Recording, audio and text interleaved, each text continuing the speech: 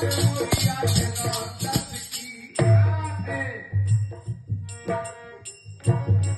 काय अभी उमर मोरी 8 9 10 की कैसे पला